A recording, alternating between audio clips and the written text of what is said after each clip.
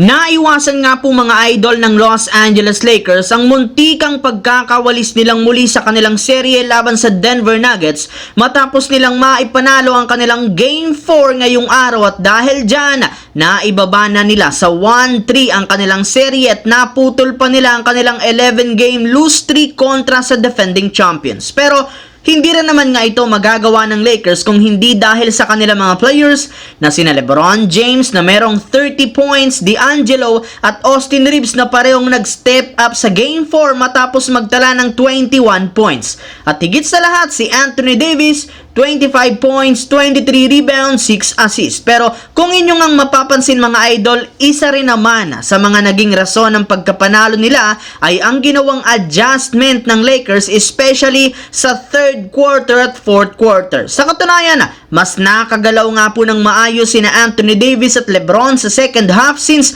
hindi na nga umabot pa ng 45 minutes ang kanilang nakuhang playing time. Ibig sabihin, hindi kagaya ng mga nagdaang laro, hindi na nga sila masyadong pagod sa fourth quarter na siyang rason bakit nasabayan nila ang ginawang scoring run ng Denver Nuggets. Bukod dyan, naging maganda rin naman ang resulta ng pagbabangko nila kay Rui Hachimura sa fourth quarter at pagpapalaro nila dito kay Taurean Prince since naipasok nga nito ang ilang mga mahalagang 3-pointer. Yes mga idol, matagal na nga sana nilang binangko si Hachimura sa kanilang mga nagdaang laro since masyado nga itong nagkakalat sa fourth quarter, kaya simula nga po nang gawin nila ito, matagumpay nga silang nanalo at naiwasan muli ang pag-choke sa Game 4. Samantala, simula nga po mga idol ng mabao ng Phoenix Suns 0-3 sa serye kontra sa Minnesota, malinaw, delikado ang kanilang kupunan na maagang malaglag. Sa katunayan,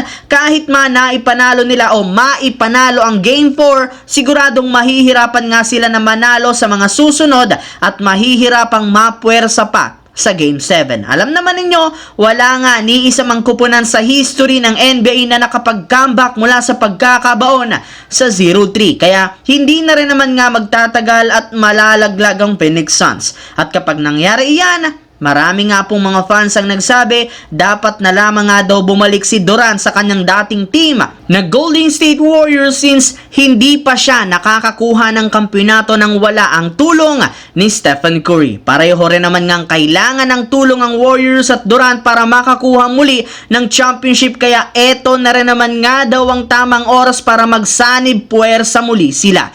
Sa kabilang banda, bagamat man natalo ang Boston sa Game 2 kontra sa Miami Heat, hindi pa naman nga ito masyadong nakaapekto. Sa katunayan, pagpunta nga po nila ng kanilang Game 3, maaga nga po nilang tinambakan at tinalo ang Miami Heat 104-84 sa pangunguna ni na Jason Tatum at Jaylen Brown na parehong nagtala ng 22 points. Kristaps Porzingis 18 points at si Derrick White 16 points. Hindi nga kagaya ng nakaraan ay hindi nga nila pinayagan pa ang Miami Heat na magkaroon ng mainit na shooting. Kaya dahil dyan, nagawa nga po nilang makuhang muli ang 2-1 na kalamangan sa first round. At kasabay nga ng kanilang pagkapanalo, mismong si Jason Tatum na ang nagsabi sa post-game interview sa media, hindi rin naman nga sila kayang talunin ng Miami Heat kung maganda ang ipinapakitang performance ng kanilang mga malalaro sa opensa at depensa. At yan nga ang kanilang gagawin muli sa kanilang darating na Game 4 upang sa ganoon umabante na sa commanding 3-1 lead ang serye bago sila bumalik sa kanilang home court. So yun lamang mga idol ang ating bagong video na ating pinag-usapan ngayon. Once again, this is your J-Zone TV. Huwag kalimutang mag-like, mag-subscribe, pindutin ang notification bell sa akin channel para lagi kayo maging updated sa mga videos na pinapalabas ko. Isang malaking shoutout sa lahat mga idol. Maraming salamat po.